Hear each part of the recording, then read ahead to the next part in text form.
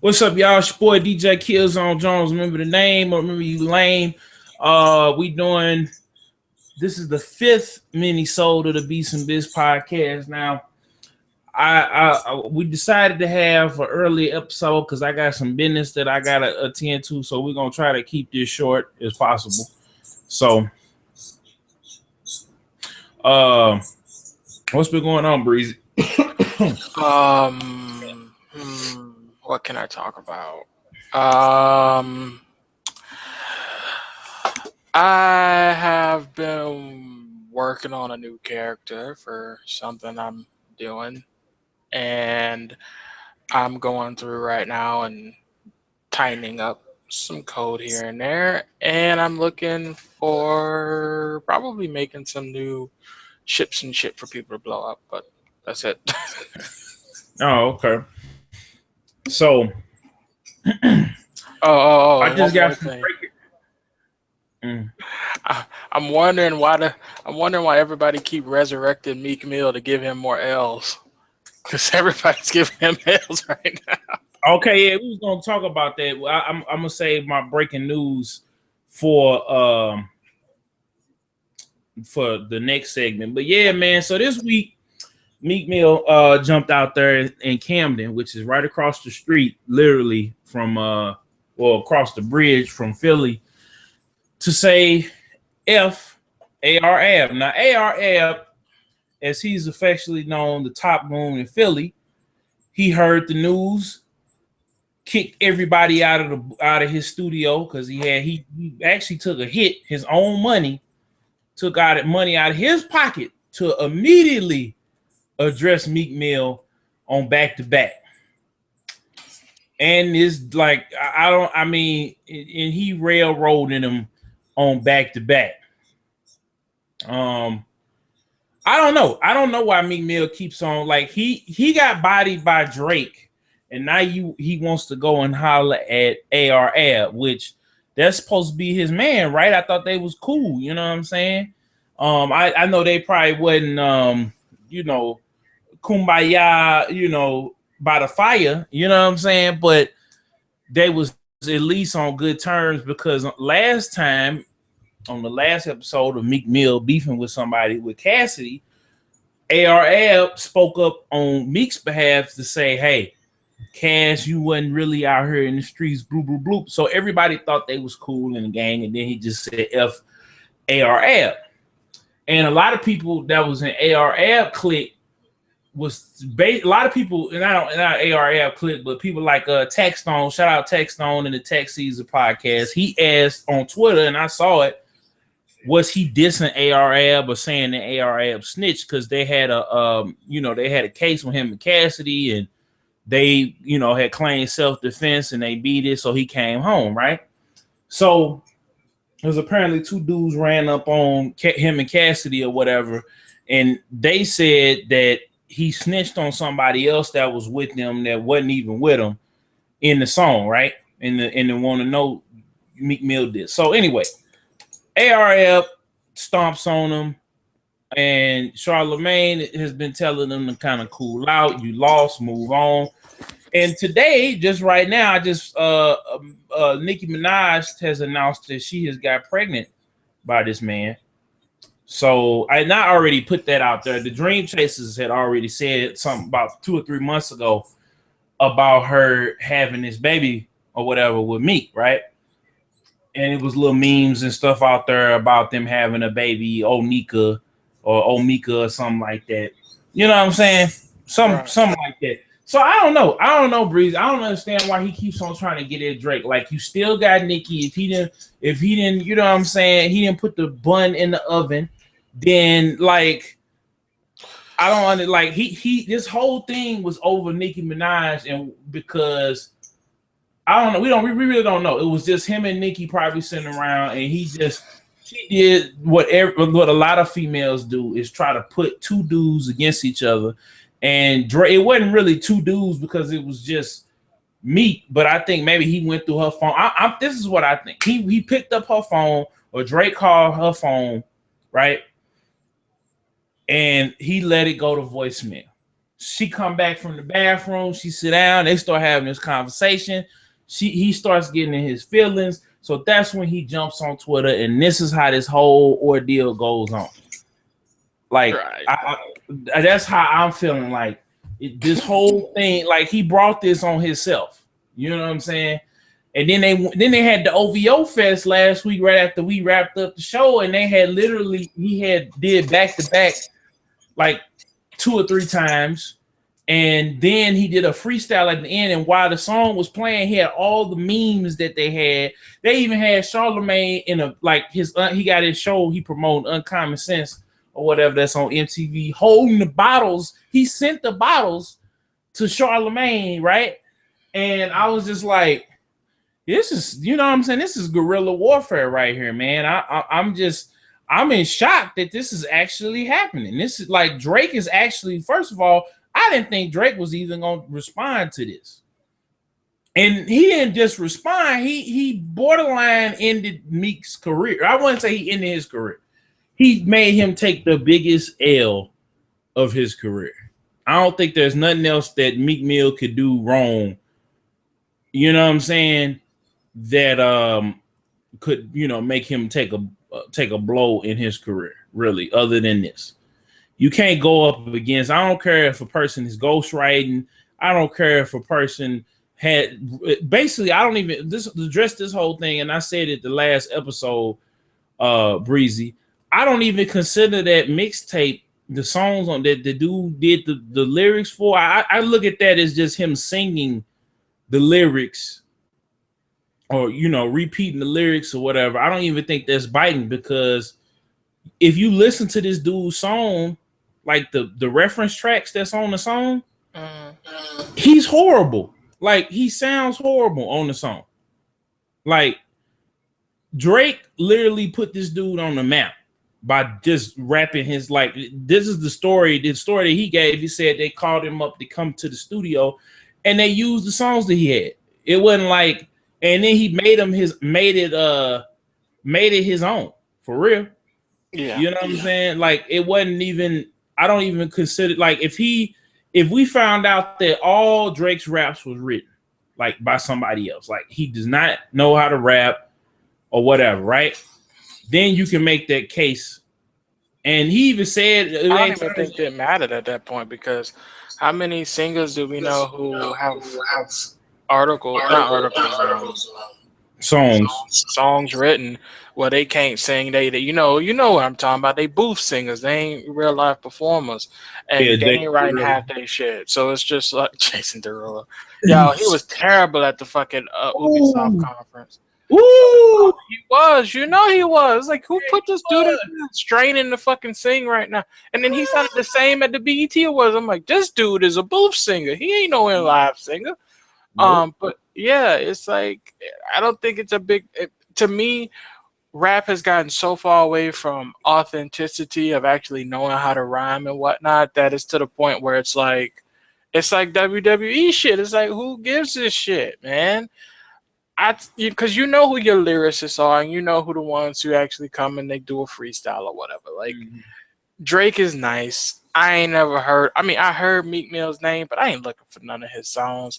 Because let's be honest, he popular in Philly, and that's what he probably gonna stay. Like, him dating Nicki is for him to get out of Philly, but don't nobody feel him. And then he dissed Drake, and then Drake just bodied his ass, and then ARF bodied his ass, and then you had the one chick going around who at one point everyone was saying that that's his sister or whatever, and she was bodying his sister. Yeah, she bodied Drake better than he did. It's like, yo, get your sister to write your raps for you, son, because you bad at this. And then everybody went to, oh, man, he the little boy with the dreads, you know, when he had the dreads and the pigtails, he was going in. Maybe somebody was writing his shit then. Listen, I know a lot of rappers, right? And I listen to a lot of music. And I know some dudes who rap about anime that would body Meek Mill. These ain't dudes holding guns and nothing like that, but they body his ass. And it's just like, I don't think he was all that good to begin with. I think because he was rolling around with Cassidy and ARF like that people just co-sign him because he's like, oh, yeah, he rolled with them. So, yeah, we're going to co-sign him. But and they put because he was the most, and they said that like how you gonna because everybody trying to defend him, telling me he a battle rapper. I ain't never heard a battle rapper come out that bad. Like shit, man. Yeah. That's just this. And then the thing is, if Nicki has this kid and breaks up with him, that Drake song, that Drake diss is even more powerful because she's like, yo, shout out to my women wifing niggas. Like he said, you ain't even marrying her, she marrying you. Yeah. So like, damn. She said hit him with the pre. He said hit him with the prenup, and then tell him to ease up. Like, oh my god! So if she ever break up with him, yo, that's like even more like just. And then he said he don't want to hear it ever again, even if she say they better as friends. Like low key, I think the other two songs that he put out, Hotline Bling and Right Hand, was about Nicki. Like I think because if it's this blog out there, that it was a Wheezy blog, right?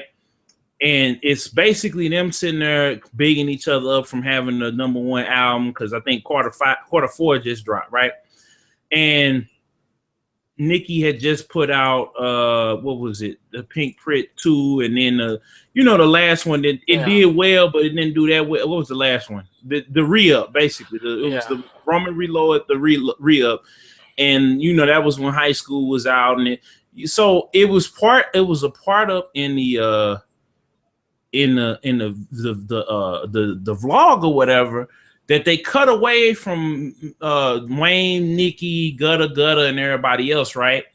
And they go to you see the cameraman run up on Nicki and Drake like he's looking around, right, for people with cameras because they're in the middle of the club, and she's like tonguing him down, and then like they talking, and then the dude comes up with the camera, so they stop. So it was just like I feel like they put the only song out there to kind of like diffuse it. I think she made them do that only song for Sarif. And Sarif, you know what? Sarif diss track was better than Meek Mill diss track, like Back to Drake. You know what I'm saying? When he mentioned his name he came right. I'm like, this is crazy. How is Sarif? I'm like out of nowhere. He sat up there and like it was just like, yo, when did Sarif get this nice? Like I'm sitting there in all type of awe. You hear me, Breezy? Like I was just like, I'm in the car riding when I first heard it, and I slowed down. I said, this is hard. What the heck? He's like, and then at the end he was like, you see my new chick? Like, and he glowed up after he got through messing with Nicki. Like, he actually got his rap game together, like, for whatever it is. You know what I'm saying? He ain't the best rapper. Just like Quentin Miller isn't the best rapper, but I could see them eating where they at. In New York. I can see him eating in New York. But anyway. Yeah, man, I'm just at this point, I'm tired of it. Like, it's kind of like I just want Meek to come. He still sold 200,000 on his way to gold. I just want Meek to put out his next album. Gotta be like from front to back fire. And this one, Dreams Worth More Than Money, was actually fire, from front to back. Now, but this new one got to be even harder than like it's got to be even harder. I think he did jump over the sophomore Jinx or whatever, because people were saying the same thing about J. Cole and Kendrick and Big Crit. So and Big Sean, they all jumped over the sophomore, Jinx. Yeah. You know what I'm saying? So, I don't know what's gonna happen with Meek, but I know Meek has to go harder than ever. Sit his ass down. That's what he needed ever before. I mean, yeah, he needed to cool. He needed to cool out. Everybody but body in his ass. Yeah. So anyway, on to other news. Furious. Hold on. So I just got this our news article just ran across my screen.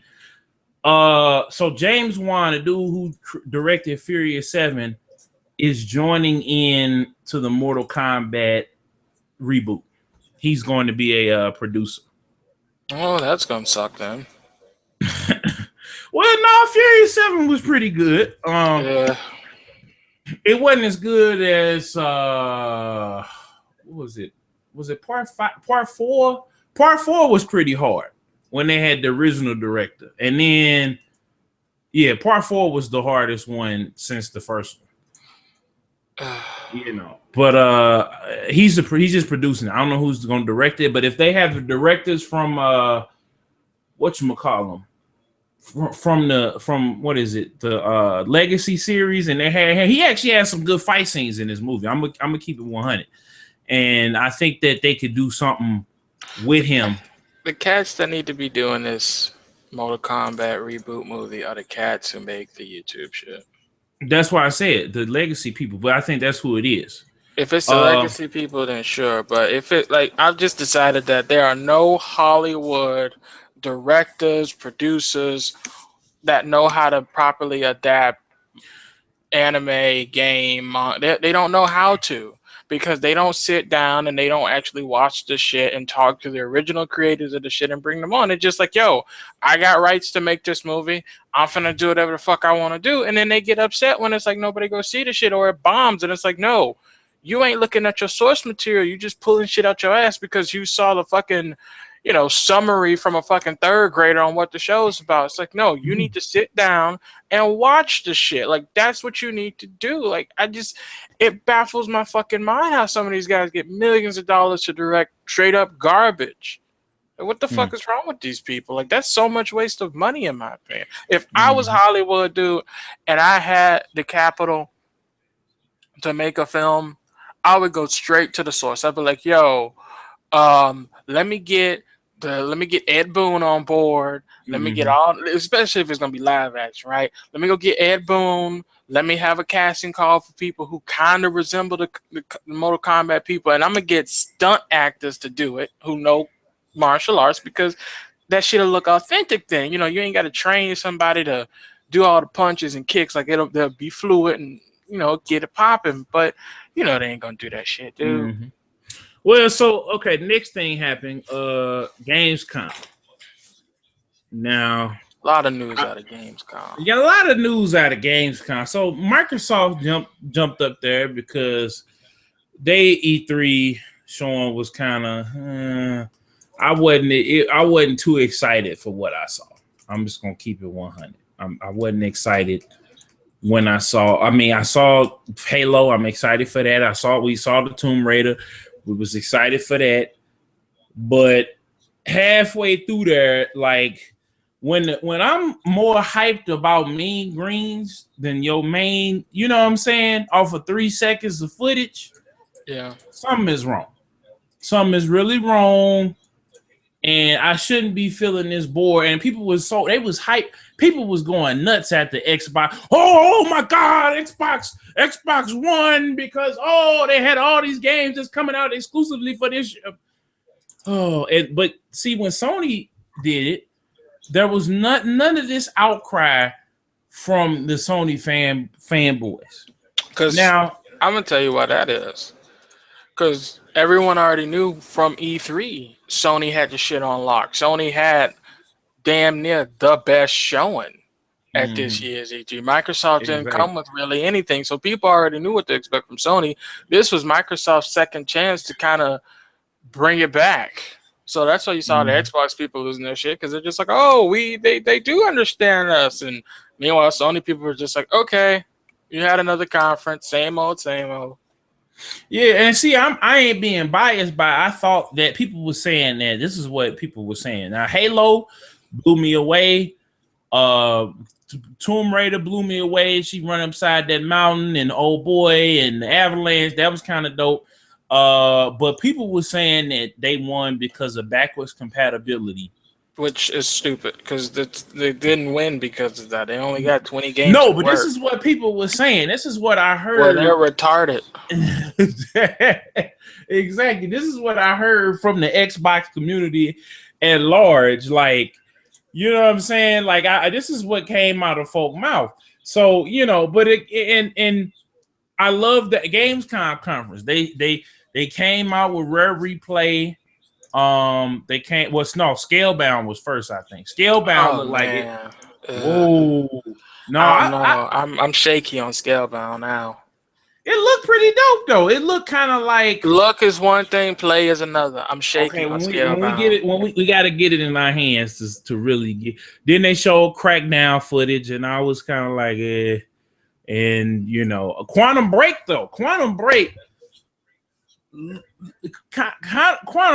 was the shit. I'm just gonna have to go ahead and say it. That I was just like, okay, he was able to move forward time.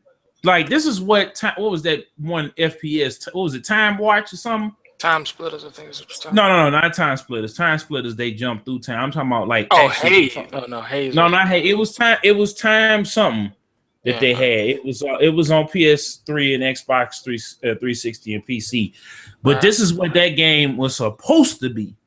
Like, and then they got old boy that played Iceman. He the main character, and they're gonna have a TV show, kind of like Halo Nightfall, but it's gonna be like, okay, you play a certain section in the game, right? And then you get to watch the TV show episode. Then the TV show bounces back into the game, and you know what I'm saying? Like, you get to control time in different ways and stuff. So I'm all about it, all for it. You know what I'm saying? I'm hyped for that game. Like. Now, then when they did the rare replay, I got it a couple of days later. They had the rare replay, and you could play as Thrash until September 8th. Not Thrash, is it Rash from Battletoads, and he actually is pretty dope in the game. I gotta record some footage playing as him, but you know, I've been liking the rare replay since I got it. But. And then the Halo multiplayer thing looked pretty dope. I was real impressed with that. I can't wait to play that bowl because it's kind of like it looked like it's Titanfall, but it's like you got the two groups of Spartans fighting each other. And this game actually makes Red versus Blue make sense because you got Master Chief and his crew that didn't jump from, who have like left the UNSC, and then you got Sergeant Locke who is still in the UNSC. So I can't wait for that. That's just around the corner. But after that, like they had the Mafia 3 trailer. Let's talk about that though. That trailer's real life. No, but real life. But see, they let me down. I like the premise of where it's gonna go. That it's in New Orleans. It's a black dude who's the lead. Like they finally given, but I mean, I can't get too excited because he's still a gangster, a gangbang. But it's back in the day. Okay, let's. Are we gonna have a conversation now about black characters right now in gaming or what? Because I mean, no, I'm just saying like. People was going. I was excited, but at the same time, I'm like, I'm gonna tell you why I'm excited about this trailer. But it was just CG. But go ahead. I know, but I'm gonna tell you why I'm excited because the shit he was saying, taking the dude out there, putting him in front of the swamp, and the alligators coming and getting rid of the body. That's some real shit. And now I'm not saying that's real shit because it's cool shit. I know shit like that has happened to people because people in my family that shit's happened to. That's real shit. And for me, I'm like, yo, that's hitting on how shit happens down here in the South. That's why you don't fuck with some people down here in the South who got airboats and shit and like to go out in the Everglades. You don't fuck around like that. Okay. So for me, I was like, yo, I want to do some shit like that. I think it's, I think it's gonna be nice. I think it's gonna be nice, but I can't get hype over CGI trailers no more. But that's what. Listen, we say we can't get hype over CGI trailers, but most of the trailers we see nowadays are CGI trailers. Half of the shit we saw at E3, especially Scalebound, Scalebound was CGI at E3. Final Fantasy VII Remake was CG. Hell, for the longest time, Final Fantasy 15 was nothing but CG. I mean, and it's still CG. What you talking about? It's still 15 CG. Is out. 15's out. The demo's out for 15. What are you talking about? No, but I'm talking about I just saw the stuff that they had, and it was. Oh, you're talking about the story trailer that was CG? Yeah, story trailer shit. But the actual game you can go download. Is it 14? Yeah, 14 or 15. You can't download it yet. I wish they would hurry up and put it. I don't know why. What are you talking about? You can play the demo now. Oh no, you can't. You have to buy the other game to get the demo. Yeah, ain't nobody got time for all that. Yeah, but you can play it now if you want to, but it's just I like that trailer. I'll say I like that trailer. I won't say the game is gonna be great then. I say I like the trailer. Mm-hmm. But black character shit, we ain't gonna never catch a break. We ain't gonna never catch a break. We either gonna be gangster, angry, or the criminal, basically straight up hood shit. We ain't gonna get the black Nathan Drake. We ain't gonna get the black Laura Croft. We might get close. Like even the chicks in the Order 1886. I'm like, oh, they got some Indian chicks in here. What they do? Shooting motherfuckers. They ended up. Well, I don't even want to talk about that because it's spoilers. But man, fuck that. It's been like 8 months. Okay, well, yeah. Spoilers. They ended up. They started out looking as the bad guys, and they actually helped. But they still went around shooting motherfuckers. Yeah, I know that, but I'm just saying, like that's just like the only black dude I know of in a game. Because I've actually been looking into this myself, and I'm sure there's more research I could be doing towards it, but I got to make my own damn game. It's like the only black character I know of, black male anyway, because black females are few and far between, that wasn't so crazy. It's probably Lee from The Walking Dead. Mm-hmm. Because you actually choose the story for him. Now, if you're talking about boot up and go, like, again, a Laura Croft or a Nathan Drake or Kratos, or any game where the world revolves around the player, not the player revolves around the world, like The Walking Dead. Mm-hmm. It's few and far between. You're going to play some type of stereotype. Mm-hmm. Like, so if you want to get out, you have to make your own damn game. So it is what it is. And that's the sad part about the shit. Well, the thing is Hollywood, and not even Hollywood, it's like a written, well, not written, but there's a rule for writers: write what you know. And most of the people who are writing games are writing for their demographic, which is white folk, which, there's a lot of black and Asian and everything. That's when you consider gaming on a global scale. But they write what they know. And because out of fear, if they write some shit like, okay, here's a black character I'm going to write, and they fuck it up and make him some stereotypical black dude, you're gonna say that dude's racist. Who wrote that character? And he ain't trying to catch that heat, know. And it's like they could go outside of Hollywood and find some black writers or whatever to write a good black character, but the chances of that slim to none. But it's just like you have with these women saying they want more women in gaming. Is if you want more of that in gaming and a better representation, you're gonna have to do it yourself. That's what I'm pretty much doing. Is I got a buddy of mine who's helping me write a couple characters, but you always get. Dude, have we seen any Hawaiian characters?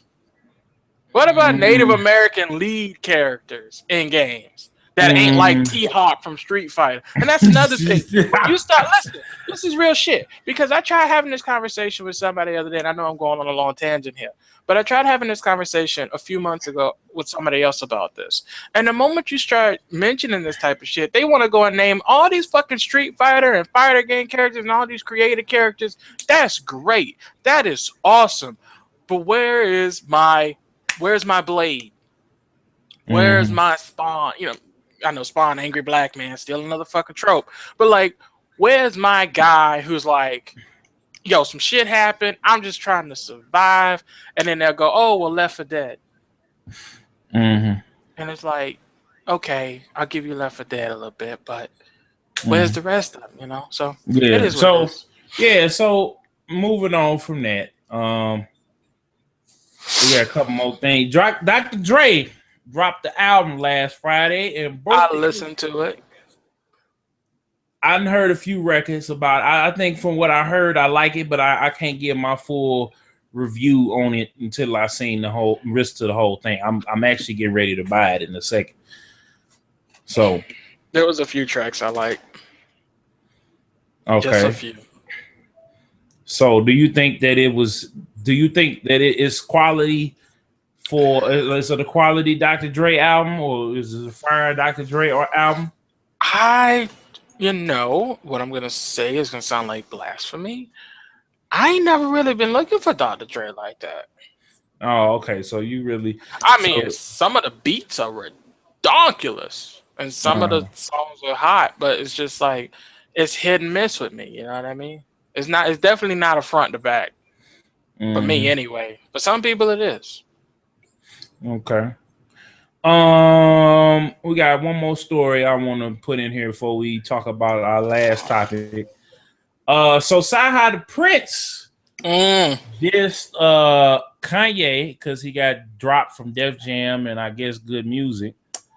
And he just announced his new album called Lion, or Lion, the album.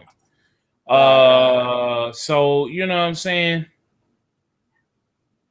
It said so. Then he gets on there. He gets on this whole Twitter rant. He goes, I'm not scared of Kanye West like all those other people. He's my brother, and that's why I could do a record like this. What if I told you, gave me the beat and the concept before I play? He basically saying, okay, I trolled you. Yeah, basically, and I don't have nothing about me and Pusha T's always been my biggest supporter on Good. We just love hip hop. What Eminem does it to Dr. Dre, but when y'all get my drift, respect the art. It takes a genius to know one. I'm so real even when I'm lying, but y'all think I'm telling the truth. So basically, yeah, he said that we troll. One hell of a good troll. Hell of a good troll. Okay. I will say this. He is still, it looks like he's still signed to Good Music. He just ain't signed with Def Jam no more because it's Good Music on the cover art. And then his label on the, so he's gonna be independent, but he still has his contract with Kanye. Yeah. So we got one more thing. We probably could talk about this. Just go ahead and run now. Shine Price, rest in peace. He died in his sleep at 43. That's kind of sad. Rest in peace. Let's have a quick moment of silence for him.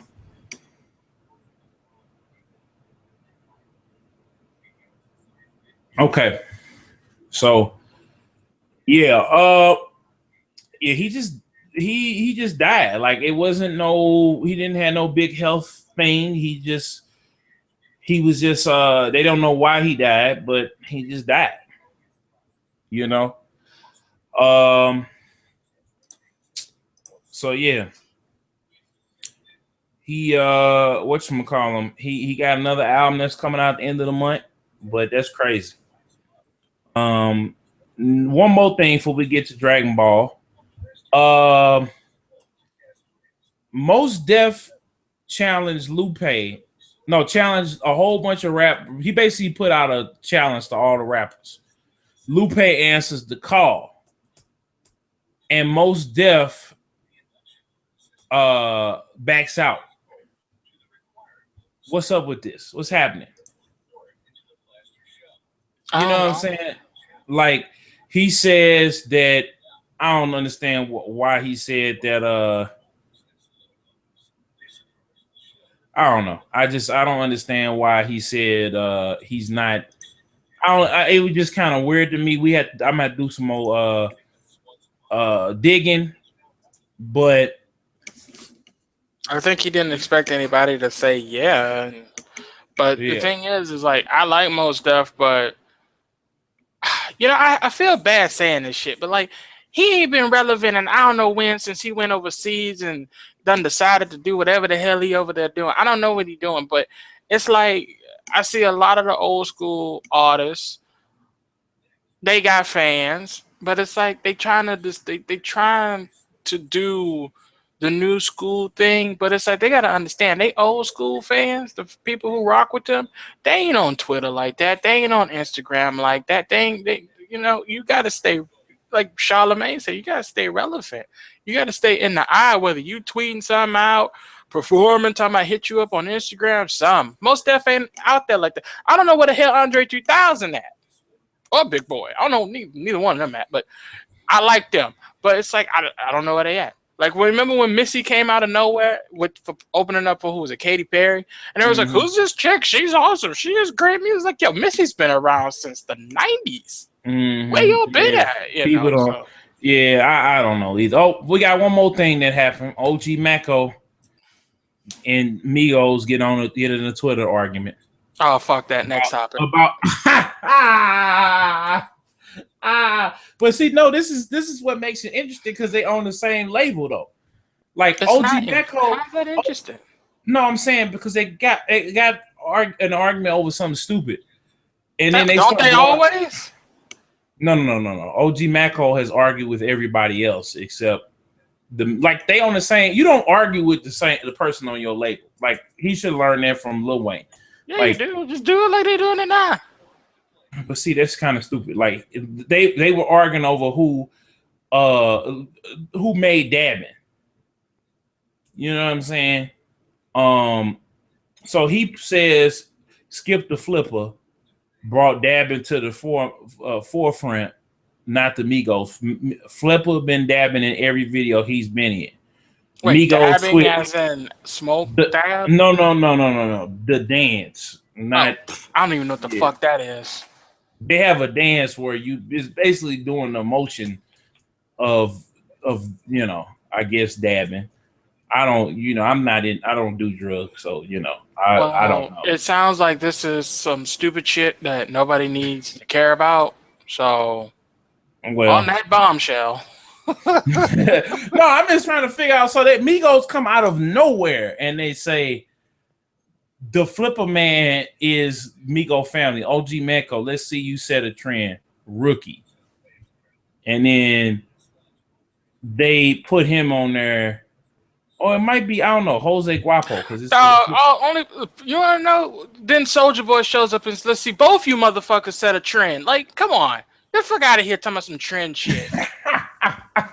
I just find it funny when, you know what I'm saying? Anyway. I just find it funny that every day these rappers get on in a Twitter war, like every day. I'm telling you, man, they work for Vince McMahon. I'm telling you. Hey, maybe so, but anyway, one more thing about Meek and these rap beefs. WWE got mad that he used the Undertaker music. So anyway, on to our last topic, Dragon Ball Z. Resurrection of F. I saw it yesterday. Me and Lady Killzown. So, it was dope. It was dope from front to back. It was dope. I had no doubt in my mind that this was a good movie. I was so glad I didn't listen to Lady Killzown talking about let's go see Fantastic Four before or after seeing. Oh, I was so glad. I didn't waste my money on that BS. Oh my! But anyway, Dragon Ball Z, man, it was lit. It was lit. I guess we're gonna have a whole spoilery discussion. So if you ain't seen the movie, you might want to come back in a few minutes when we end the show. So anyway, Frieza shows up. Goku beats Frieza.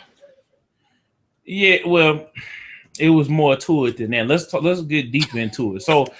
Yeah, so Breezy showed me this prequel comic not too long ago that they had in Shonen Jump over there in Japan about how this one of Frieza's underlings came and saved him from they basically came to Earth, wished him back with the Dragon Balls, left Earth, and they came back. Frieza decided that, he heard that Goku had got stronger. He knows that if he goes at him right then, he was going to die. So he goes and trains and he gets his new golden Frieza form. Now, golden Frieza actually because for Goku and Vegeta show up, because they always show up late. Yep. You know what I'm saying? They was off with Beerus and Wiz training or whatever. Golden Frieza had brought him and this other little dude, I forget his name, General Hot Sauce or something. I forget his name. But what was his name, Breezy? Huh? Oh, Beerus. No, not Beerus. The general who brought Wish Frieza back. Oh, fuck. I don't remember that no-name motherfucker's name. Anyway, they came to Earth with 1,000 soldiers. And Gohan, Piccolo, Tien, Krillin, and Master Roshi. And then this space cop, which was in he was in it was a fanfic, I thought, or it might have been in Shonen Jump where they had Goku. He came back to Earth from Goku Jr. or something like that. Or it might have been a fan fiction. But anyway, they brought this time cop in. The time cop supposedly had known Bulma for a long, long time. Well, I don't know how. The thing with him is he's a space cop, and he was supposed to arrest Frieza, he was supposed to arrest Goku, I think. And there's this whole backstory regarding him. He's like Bulma's cousin or some shit. It was when Toriyama took a bit of a break, I think, during which arc was that? I want to say it was during somewhere in between the Dragon Ball and the Dragon Ball Z arc. He took a break, and then he wrote the comic for the space cop guy. Oh, okay. So he actually is from a separate universe. Yeah, He's in that universe, but he's in a different area of it, doing his own thing, arresting criminals and what. Oh, okay. So he actually is from. So I thought they just pulled him out of the air for this movie. Okay, so this is between Dragon Ball and Dragon Ball Z. So anyway, he's somewhere in there when Toriyama took a break. Okay, so all right, so let's see here. So now they all fight these 1,000 soldiers, and it was like Master Roshi. I was happy that Master Roshi got to kick some ass again. I was happy he actually got busy. Master Roshi. Then they brought the bag of sensu beans, and when they got beat up, and Gohan was going crazy. But then when Frieza entered the fight, he just knocked the hell out of Gohan. Like what? And it was just like they said, look, Master Roshi looks over and says, yo, do you think we got a chance with all 5 of us? He's like, nah, we ain't got a chance. Where Goku at? So then Goku come down. Whis brings Goku, and Beerus came to eat up the ice cream because that's how they saved the Earth the last time, was because Goku had basically, he wouldn't give up, and that's what Beerus basically, he destroyed a piece like a rock or some shit like that. Then so then fast forward, so that's why Earth is still being spared, because Whis is actually training them to fight Beerus, because he wants Beerus to he wants them to be. He wants them to get stronger so Beerus can have an actual challenge and have some fun. Because Beerus is just bored to shit. He's bored. Yeah. There's nobody strong enough to really take him on other than the other god that, people will see when they read the manga and the final film that's going to come out before long. But he's bored. Like, the only person that can give Beerus a fight is Whis. And Whis is just, like, stronger than Beerus. So Whis is just like, okay, I'll play around with you for a bit and then knock you the fuck out when you get out of control. So him training Goku and Vegeta is to get them on another level, ready for what new enemies come, which inevitably will happen. But you would think after this event fucking happened, Gohan and all them other ones would go get trained by Beerus or King Kai or something. I think that's what might happen in the last movie, and in the later half of all of them gonna be Super Saiyan gods, and they gonna end up taking over. They're gonna end up taking over being. This is my prediction. I think that they gonna take back over, and then I heard a rumor that Bardock was gonna come back, but before we get to that, they should bring it. He done did what he needed to do. No, but see, if they bring Bardock back, he is the only one because Vegeta was too young to remember what you call. Because they actually could, if they wanted to, wish back Planet Vegeta and everybody on it. They could, but they won't. I don't know. I don't understand why not. Because I don't either. Toriyama doesn't have an answer for that. Wait a minute. Hold on. Wait a minute. They can't because all them people have been dead more than 1 year.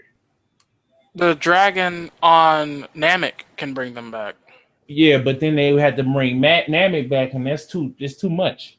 Well, no, they wouldn't have to bring Namek back. Namek has been back. Oh yeah, that's right. After Frieza blew up Namek, they were like, "Yo, Shenron, bring back all of this shit," and Shenron's like, "Okay." And then he even brought back Master fucking Ginyu. Because Ginyu was still a frog, and then he got killed, and then they brought him back. So he's on Earth somewhere hopping his ass around. And then there's so like now, and then plus I forget who's over the Dragon Balls on Namek now, but there's somebody. No, not Dende. It's someone else. He died though, because Frieza killed him. No, Dende's still there. No, not Dende. The dude that was the ruler of Namek. He died. Oh, yeah, he died. But the thing is, whoever becomes a new ruler, they can make the Dragon Balls. Because they thought that when Kami died and Piccolo merged with Kami, they thought that the Dragon Balls would stop existing. But Dende just took over ownership of the Dragon Balls.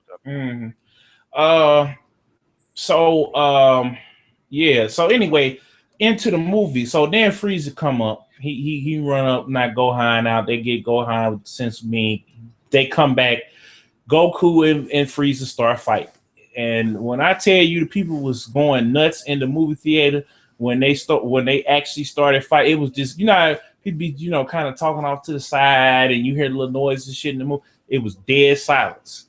And when they got to fighting, everybody got the ooh, ah, ooh, like we at the crib or some.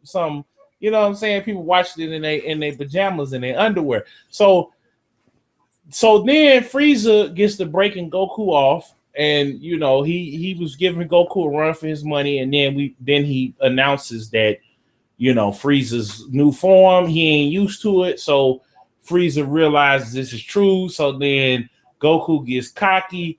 Old boy General Hot Sauce shoots him with a laser beam. And it almost takes him out. So then Vegeta jumps up, turns Super Saiyan God. And I thought that Frieza, I feel like it was kind of jacked up because I wanted Vegeta to kill. Because I remember I said this long time ago after the Battle of the Gods come out, I watched Vegeta go Super Saiyan God. Remember I told you that, Breezy, after I saw it? Yeah. We started doing the show. And so then they nerfed the shit from because then Frieza, destroys the Earth in one punch. Like his, he usually had to shoot a beam. It was a beam that shot directly into the planet's core. Well, yeah, he actually got strong because it took you last time. He basically made a supernova effect where it had the planet imploded on itself. Yeah. This time he just blew the whole thing up. So then Whis was like, "I'm gonna rewind this one more time. You go ahead and blast Frieza."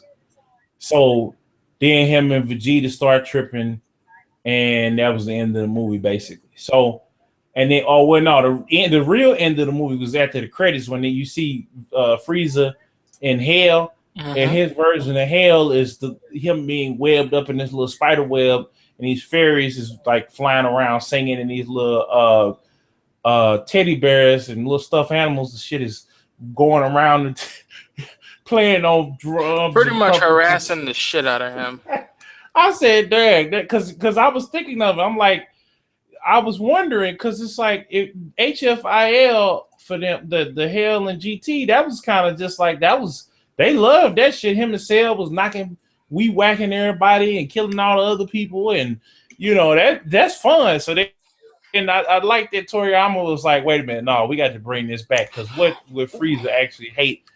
Yeah, like he actually took the time out to figure that out, and I thought that was kind of cool. But anyway, yeah. I'm hot. So on a scale of 1 to 10, Breezy, where you rate the movie? Because we're gonna wrap this up. I would put the movie somewhere maybe around a 8. I think all this shit happened too fast, and like I kind of got annoyed with some certain aspects of the movie, but it's good.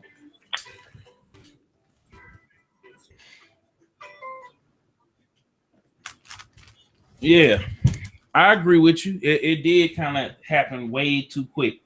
Like but then they took too long on other aspects and other things in the movie. You feel me? Like they took way too long. Not way too long. Whatchamacallem, like it just it took way too long to first of all bring Frieza back. Like I think that was where people, but it was funny though. It was kind of funny how they did. They had Pilaf and what's the girl name said that she was gonna get Trunks out on a little dude or whatever, that was her boyfriend or whatever. Like they brought that joke in. And that was kind of funny. But you're right. I think it took a long time for them to get to the actual fight. And I thought that they did it separately. I thought that the fight was all going to happen instantaneously. Like when the soldiers came out, I thought that they was going to, jump right into it. And then Frieza and them was going to fight in the background. Like, that's how I thought it. But it was still entertaining, though. I'm going to just keep it 1,000. Yeah, because you think, everybody knew when Frieza came back and they saw that damn ship and they want to sit down that goddamn mountain and wait, man. Fuck waiting. We need to start blowing up this damn ship now. Like, we know what's about to happen. Because if you think about it, that is the second time they have seen his ship on that planet and his ass come out of it. That's the second fucking time. Exactly. They should when they seen it come down. I'm with you. Piccolo and Gohan should have been shooting at that mug before it even landed. Like, okay, we got to get him his freezer. Boom, boom, boom, boom, boom, boom, boom, boom. You know what I'm saying? Like, they should have been bodying the ship before it even came down to the point that Frieza was like, okay, everybody off the ship. We're going to have to just start blowing stuff up. But it was still entertaining how they did. I think they left. They're gonna do some different things in the show with it. Maybe you could tell me because I hadn't seen Super and I haven't had the time. Well, Super, like I told you a month or two ago, Super is just gonna encompass these first two movies, and then you're gonna have a third movie that's gonna come out, and Super is supposed to either cover this third movie or it's gonna be its whole thing, and then it's gonna be turned into a movie. But everyone's right now, like you mentioned Bardock earlier. Everyone's like, oh my God, they should bring back Planet Vegeta. They should bring back King Vegeta. They should talk about Vegeta's brother. They should bring back Broly. They should bring, people are just going in all different directions. And right now, Toriyama's not telling nobody nothing.